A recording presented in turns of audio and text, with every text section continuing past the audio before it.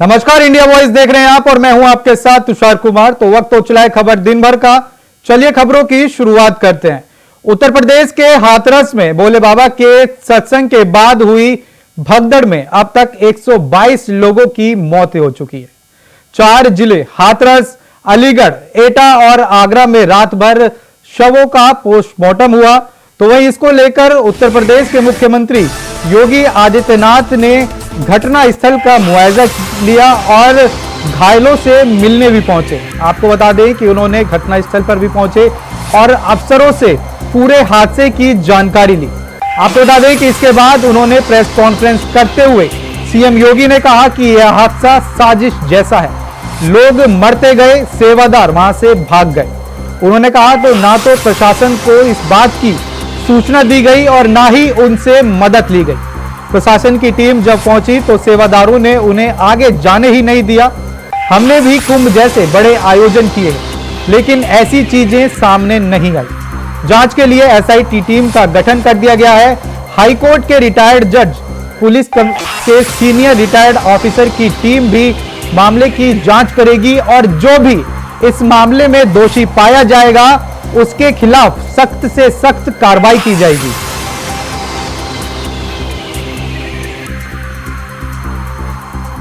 इस कार्यक्रम में जो सज्जन वहां पर अपना उपदेश देने के लिए आए थे, उनका कार्यक्रम या उनकी कथा संपन्न हुई तो कथावाचक के मंच से उतरने के बाद जीटी रोड में जैसी उनका काफिला आया था तो उन्हें छूने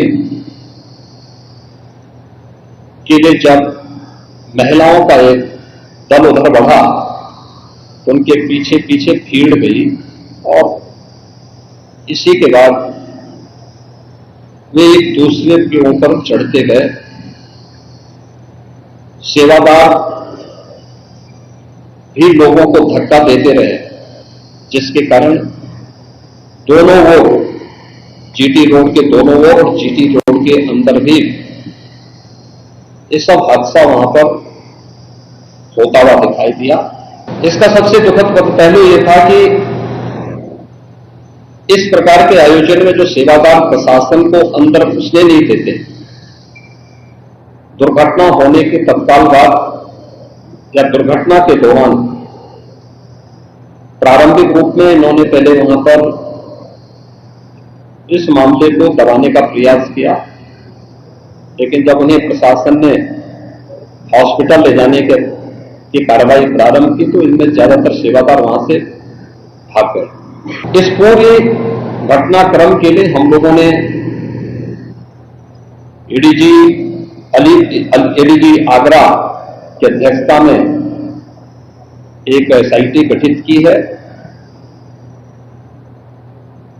जिसने अपनी प्रारंभिक रिपोर्ट दी है और इस घटना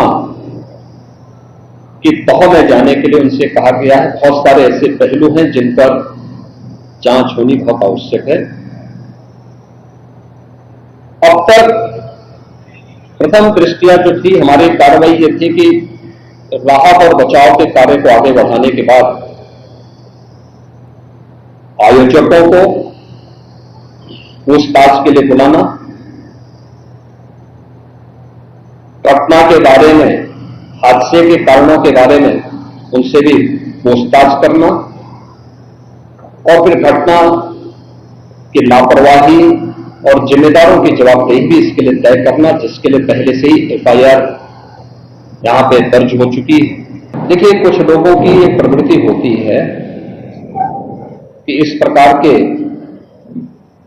दुखद और दर्दनाक घटनाओं में भी वे राजनीति ढूंढते हैं और ऐसे लोगों की एक फितरत है कि चोरी भी और सीना चोरी भी। यह हर व्यक्ति जानता है कि सज्जन के फोटो किसके साथ में है, उनके राजनीतिक संबंध किनके साथ जुड़े हुए हैं। शासन स्तर पर हम लोगों ने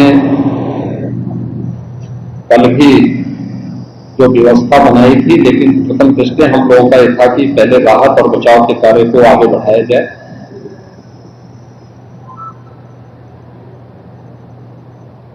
इस पूरी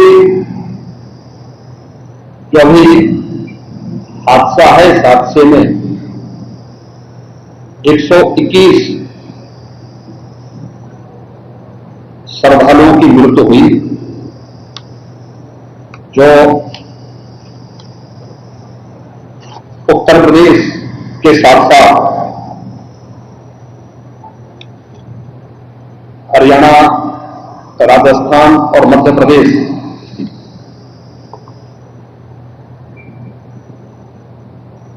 से भी जुड़े हुए। उत्तर प्रदेश में हाथरस, बदायूं, कासगंज, अलीगढ़। बात करेंगे अगली खबर की। उत्तर प्रदेश के हाथरस में मंगलवार को एक बड़ा हादसा हुआ।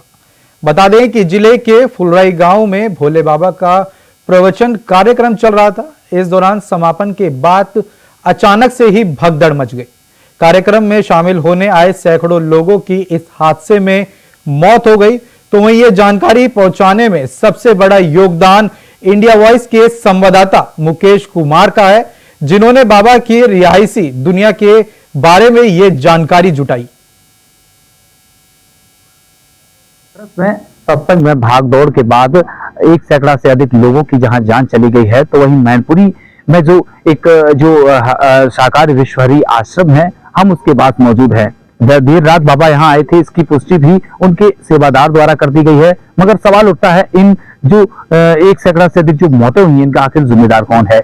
शायद हाथरस जो स्थल है, कार्यक्रम स्थल है, वहां शायद प्रशासन की कोई इंस्पेक्शन नहीं किया गया, अधिकारियों ने शायद इस पर विशेष ध्यान नहीं दिया गया। उसके बावजूद ही लापरवाही कहीं ना कहीं दिखती है। मगर जो साकार विश्वहरि है, उनको भोले बाबा के नाम से लोग जानते हैं। उनकी बात की जाए तो उन पर भी उससे पहले कई मुकदमे दर्ज किए हैं। 1995 से लेकर 98 के बीच कई मामले दर्ज किए हैं। इसमें एक आगरा, इटावा सहित कई जनपदों में उन पर मामले दर्ज किए हैं। बाबा का जो साम्राज्य है, वहां हर जगह यूपी, हरियाणा, राजस्थान, ऐसा कोई स्टेट नहीं है जहां एक बाबा का स्थान न बना हो, आश्रम न स्थापित किया हो। साकार विश्वहरि के जो श्रद्धालु हैं, उनकी संख्या की बात की जाए, सत्संग में लाखों की संख्या में भीड़ उमड़ती है। अब हम अपने सहयोगी से कहेंगे कि मैं जिस स्थान पर खड़ा हूं, वहां एक सूची का बोर्ड लगाया गया है। ये वो दानदाता है जिनकी धनराशि नहीं खोली गई है, क्योंकि धनराशि जो खोली जाती है 10,000 से लेकर 2.5 लाख तक के जो है श्रद्धालु है, उनकी सूची चस्पा की गई। ये नया आश्रम बना है और नई एक सूची बनाकर तैयार की गई है, जो दानदाताओं की सूची बताई जाती है, जो विशेष बाबा का सहयोग करते हैं आश्रम में। अब मैं आश्रम का जो द्वार है, उसकी तरफ नहीं, वहां एक पुलिस का सुरक्षा का जो सर्किल है, वो बनाया गया है।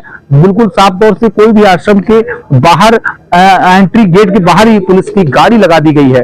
फिलहाल सुरक्षा के पुख्ता इंतजाम हैं और आश्रम को पूर्ण रूप से सुरक्षा के घेरे में भी लिया गया है। तो वहीं मजिस्ट्रेट जो एसडीएम है यहाँ के, वो आए थे, क्योंकि 21 बीघा के अंदर पूरा स्थापित किया गया है, साम्राज्य उनका है। और जो दानदाताओं की सूची है, उस पर भी देखा जाए तो 2 लाख से ऊपर और 10,000 से कम का कोई दानदाता नहीं है। फिलहाल जो घटना है और की हाथरस में मुख्यमंत्री योगी आदित्यनाथ पहुंचे, उन्होंने प्रेस वार्ता करते हुए न्यायिक जांच करने की एजेंसी की बात कही है। फिलहाल यहाँ के लोगों से हमने बात करने की कोशिश की, मगर कोई भी साकार विश्वहरि भोले बाबा को लेकर बोलने को तैयार नहीं है।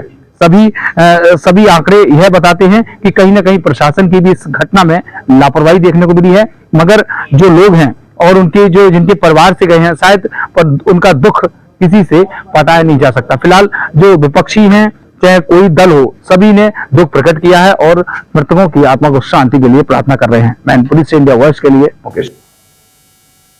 तो वहीं हाथरस के हादसे पर दिग्गजों ने क्या कुछ कहा है, सुनिए।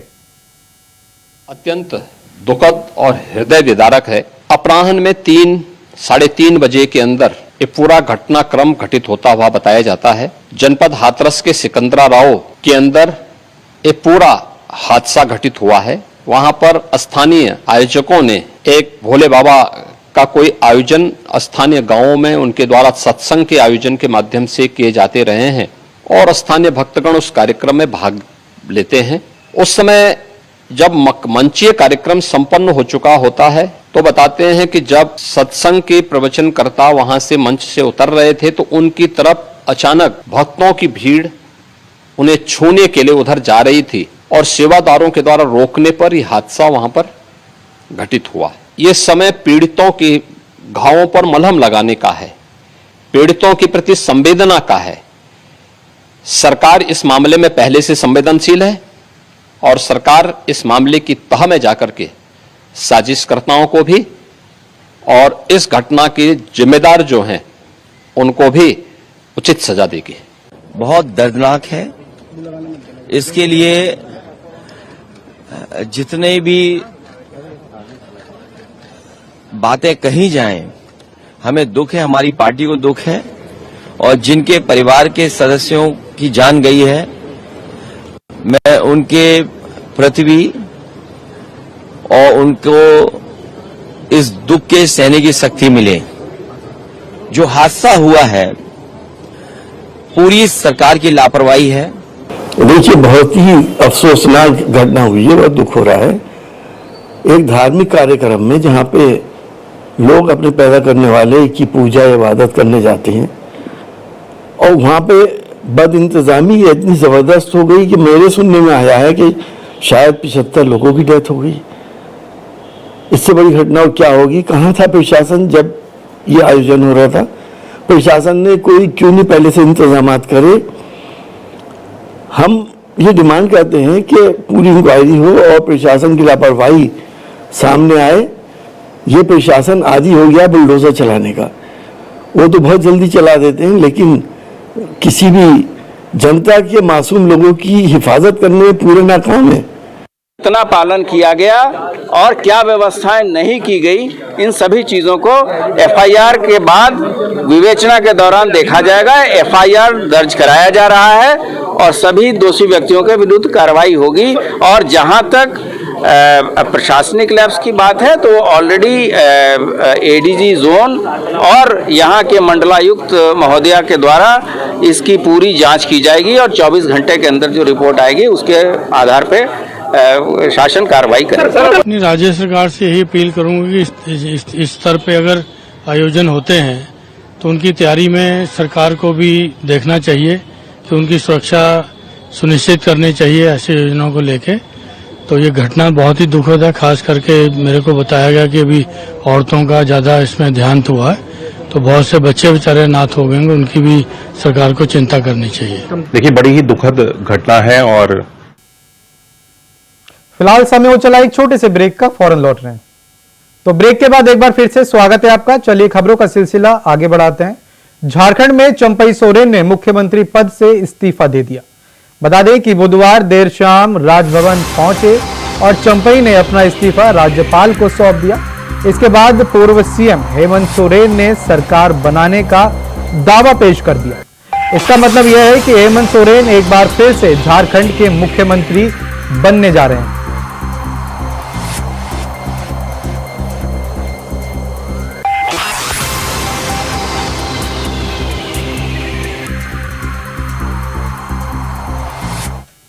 हमारे गठबंधन की बात है। पिछले दिन हम लोग इसी तरह का ये दल के अंदर जो विचार करने का निर्णय होते हैं,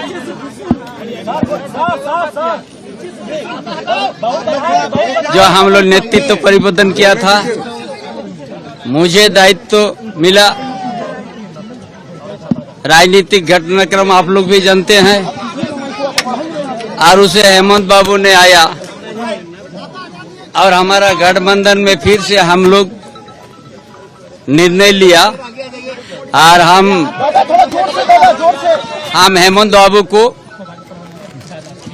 और हमारा गठबंधन की ओर से फिर हम लोग नेता चुना।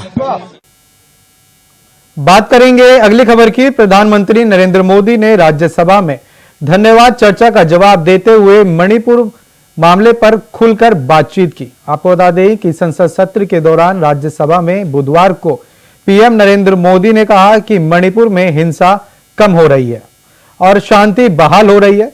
पीएम मोदी ने मणिपुर मामले पर कांग्रेस की राजनीतिक न करने की नसीहत दी। साथ ही उन्होंने कहा कि जो लोग मणिपुर की आग में घी डाल रहे हैं उन्हें मणिपुर एक दिन नकार देगा। साथ ही उन्होंने कांग्रेस का नाम लेते हुए मणिपुर में लाए गए राष्ट्रपति शासन की भी याद दिलाई। तो इस दौरान पीएम मोदी ने क्या कुछ कहा, सुनिए। लोग हैं जिनका डबल स्टैंडर्ड है, दोहरा रवैया है, और मैं देश को बार बार ये बात याद दिलाना चाहता हूं, ये कैसा दोगलापन चल रहा है। ये लोग दिल्ली में एक मंच पर बैठ करके जांच एजेंसियों पर आरोप लगाते हैं, भ्रष्टाचारियों को बचाने के लिए रैलियां करते हैं, और केरला में उनके शहजादे,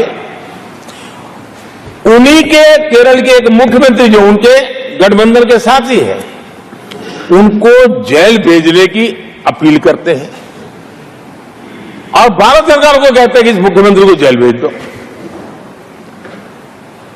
दिल्ली में ईडी सीबीआई की कार्रवाई उस पर हाय तौबा करते हैं, और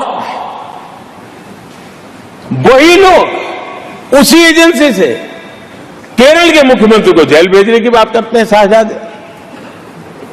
तब लोगों के मन में सवाल उठता है कि इसमें भी दोगलापन।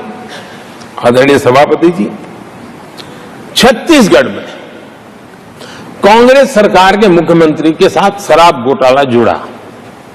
यही आप पार्टी वाले चीख चीख करके कहते थे कि ईडी सीबीआई को लगा दो और इस मुख्यमंत्री को जेल में डाल दो, खुलेआम कहते थे, और ईडी ये काम करे इसके लिए गुजारिश करते थे। उनको तब ईडी बहुत प्यारा लगता है, लेकिन भ्रष्टाचार के गंभीर आरोपों से घिरे लोग, ये कांग्रेस वाले भ्रष्टाचारी बचाओ आंदोलन चलाने लग गए हैं बेशर्मी के साथ। जिनको सजाएं मिली है भ्रष्टाचार में, इनके साथ तस्वीरें निकालने में उनको मजा आ रहा है। पहले ये लोग हमको पूछते थे, बातें तो बड़ी करते थे, भ्रष्टाचारियों पर कार्रवाई क्यों नहीं होती है, और जब भ्रष्टाचारी जेल जा रहे हैं तो हंगामा कर रहे हैं कि आप लोगों को जेल क्या भेज रहे हो। आदरणीय सभापति जी, यहां चर्चा के दौरान केंद्र की जांच एजेंसियों पर आरोप लगाए गए हैं। जांच एजेंसियों का ये सरकार दुरुपयोग कर रही है, ऐसा कहा गया है। अब आप मुझे बताइए।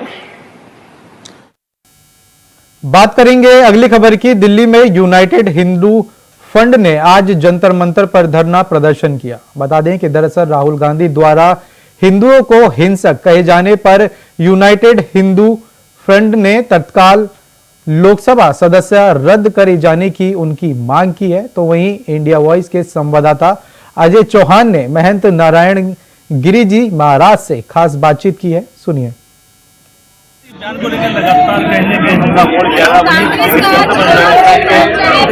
स्वामी जी आऊंगा बहुत आऊंगा सवाल किया जो सब बोला उसको लेकर काफी गुस्से में है।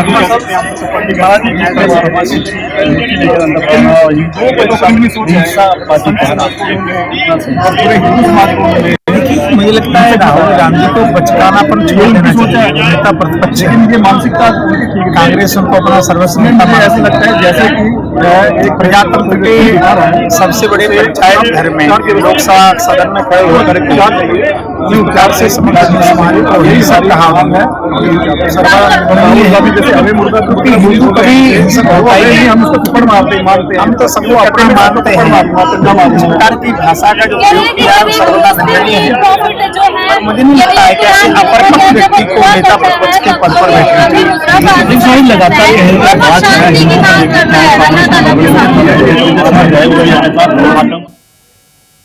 फिलहाल के लिए खबर दिन भर में इतना ही। देश और दुनिया की तमाम बड़ी खबरों को जानने के लिए बने रहें इंडिया वॉइस के साथ। नमस्कार।